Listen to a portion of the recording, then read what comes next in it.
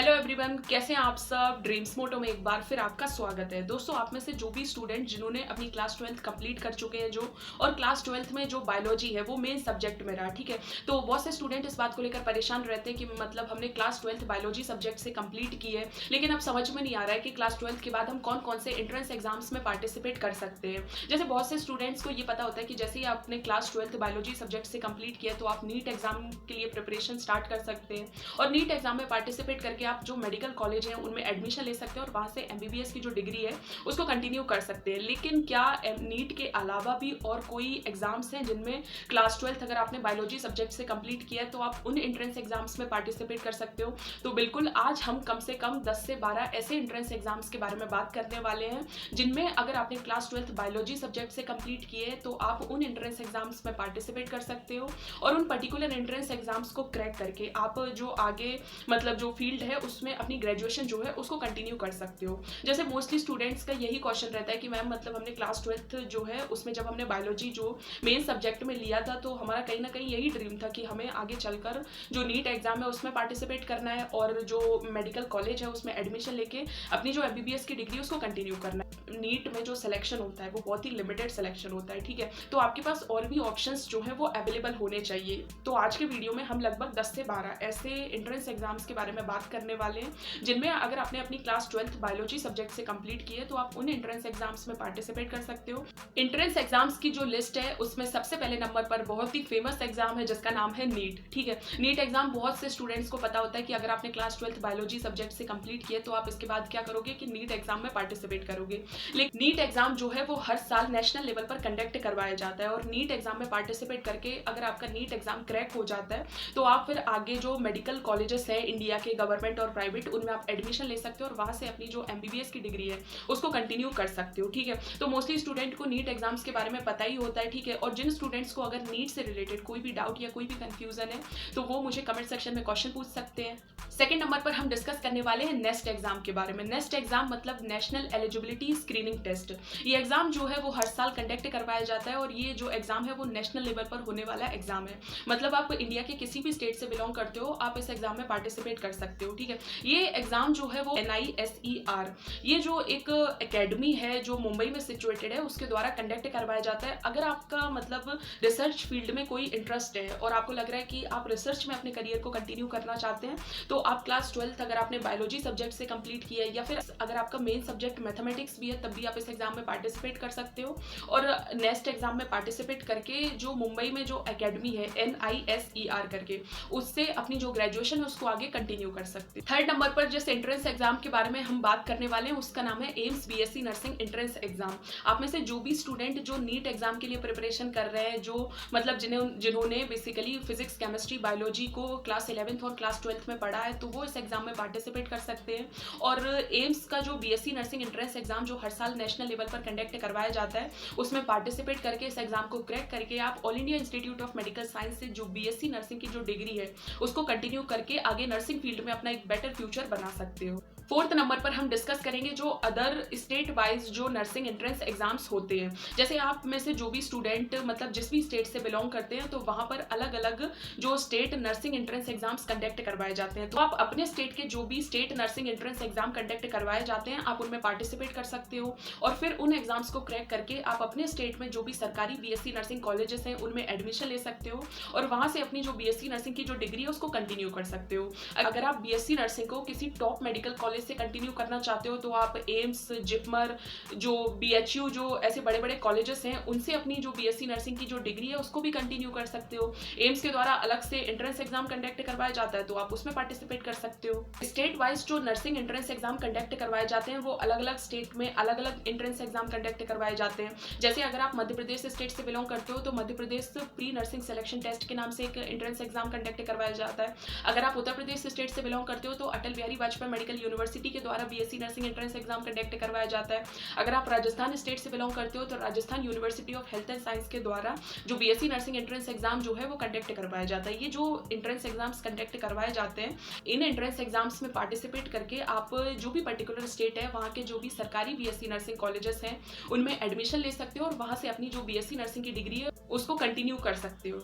5th number पर हम discuss करेंगे पैरामेडिकल कोर्सेज के बारे में। जैसे आप में से जो भी स्टूडेंट जो इंटरेस्टेड है कि उन्हें क्लास 12th के बाद जो बीएससी इन फार्मेसी या फिर बीएमएलटी डीएमएलटी वगैरह के जो पैरामेडिकल कोर्सेज हैं उनको आगे कंटिन्यू करना है, उस फील्ड में अपनी ग्रेजुएशन जो है उसको कंप्लीट करना है, तो आप जो भी पैरामेडिकल कोर्सेज के लिए जो एंट्रेंस एग्जाम कंडक्ट करवाए जाते हैं आप उनमें पार्टिसिपेट कर सकते हो। उन एग्जाम्स को क्रैक करके आप जो भी पर्टिकुलर कॉलेज है वहाँ से अपने जो पैरामेडिकल कोर्सेज हैं उनको कंटिन्यू कर सकते हो। जैसे फॉर एग्जाम्पल के तौर पर एम्स के द्वारा जो पैरामेडिकल एंट्रेंस एग्जाम कंडक्ट करवाया जाता है, तो आप में से जो भी स्टूडेंट मतलब पैरामेडिकल कोर्सेज को एम्स से कंटिन्यू करना चाहते हैं तो उस एग्जाम में पार्टिसिपेट कर सकते हैं और फिर उस एग्जाम को क्रैक करके all India institute of medical science से जो भी आपके पर्टिकुलर पैरामेडिकल कोर्सेज हैं उनको कंटिन्यू कर सकते हो।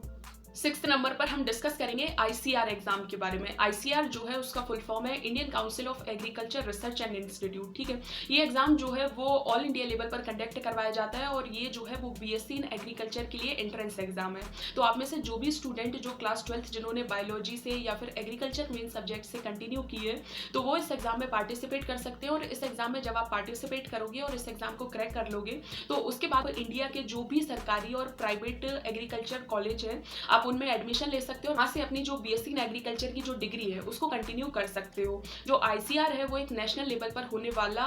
एग्रीकल्चर के लिए एंट्रेंस एग्जाम है। तो इस एग्जाम में अगर आप किसी भी स्टेट से बिलोंग करते हो आप इस एग्जाम में पार्टिसिपेट कर सकते हो और इस एग्जाम के जो मार्क्स हैं उनके बेसिस पर आप इंडिया में जो भी सरकारी और प्राइवेट एग्रीकल्चरल कॉलेज है उनमें आप एडमिशन ले सकते हो और वहां से अपनी जो बीएससी इन एग्रीकल्चर की जो डिग्री है उसको कंटिन्यू कर सकते हो। 7th नंबर पर हम डिस्कस करेंगे स्टेट एग्रीकल्चरल एंट्रेंस एग्जाम के बारे में। मतलब आप जिस भी स्टेट से बिलोंग करते हो आपके पर्टिकुलर स्टेट के जो भी सरकारी और प्राइवेट जो बीएससी एग्रीकल्चरल कॉलेजेस हैं आप उनमें एडमिशन ले सकते हो। उसके लिए क्या है कि जो आपके पर्टिकुलर स्टेट में जो भी सरकारी और प्राइवेट एग्रीकल्चरल कॉलेजेस हैं उनके द्वारा एक सेपरेट एंट्रेंस एग्जाम्स कंडक्ट करवाया जाता है, तो आप उन एग्जाम्स में पार्टिसिपेट कर सकते हो और फिर उन एग्जाम्स को क्रैक करके आप अपने स्टेट के जो भी सरकारी और प्राइवेट जो एग्रीकल्चरल कॉलेजेस हैं उनमें एडमिशन ले सकते हो और वहां से अपनी बीएससी इन एग्रीकल्चर की जो डिग्री है उसको आप कंटिन्यू कर सकते हो। इसी के साथ 8th नंबर पर हम डिस्कस करेंगे वेटनरी कोर्सेज के बारे में। आप में से जो भी स्टूडेंट जिनकी class 12th biology main subject से जिन्होंने कंप्लीट की है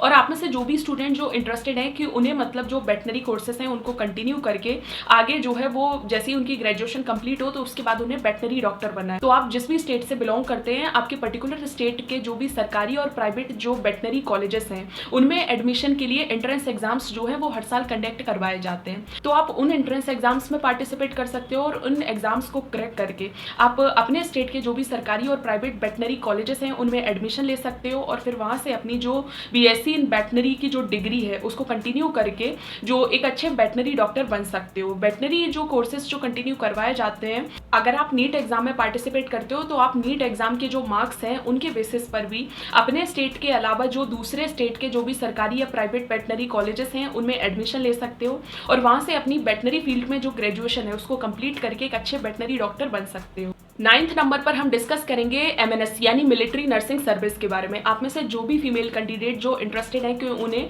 इंडियन आर्मी के जो मेडिकल कॉलेजेस हैं वहां से बीएससी नर्सिंग की जो डिग्री है उसको कंटिन्यू करना है और जैसे ही बीएससी नर्सिंग कंप्लीट होती है तो उसके बाद एज ए नर्सिंग ऑफिसर जो इंडियन आर्मी के हॉस्पिटल्स हैं उनमें एज ए नर्सिंग ऑफिसर अपनी जॉब को कंटिन्यू करना है, तो वो एमएनएस यानी मिलिट्री नर्सिंग सर्विस में पार्टिसिपेट कर सकती है। मिलिट्री नर्सिंग सर्विस में जो एंट्री होती है वो नीट एग्जाम के बेसिस पर होती है, तो आप में से जो भी स्टूडेंट इंडियन आर्मी के जो मेडिकल कॉलेजेस हैं उनसे अगर बीएससी नर्सिंग को कंटिन्यू करने के बारे में सोच रहे हैं तो वो जो नीट एग्जाम है उसमें पार्टिसिपेट कर सकते हैं और फिर एमएनएस यानी मिलिट्री नर्सिंग सर्विस को कंटिन्यू करके जो इंडियन आर्मी के जो मेडिकल कॉलेजेस हैं वहां से अपनी बीएससी नर्सिंग को कंप्लीट करके जो इंडियन आर्मी के हॉस्पिटल्स हैं वहां पर एज ए नर्सिंग ऑफिसर अपनी जो जॉब है उसको कंटिन्यू कर सकते हैं। 10th नंबर पर हम डिस्कस करेंगे बीएससी इन फिजियोथेरेपी। आप में से जो भी स्टूडेंट जिनकी class 12th biology main subject से जिन्होंने कंप्लीट की है और आप सोच रहे हैं कि मतलब कौन से एंट्रेंस एग्जाम में पार्टिसिपेट करें, तो आप जो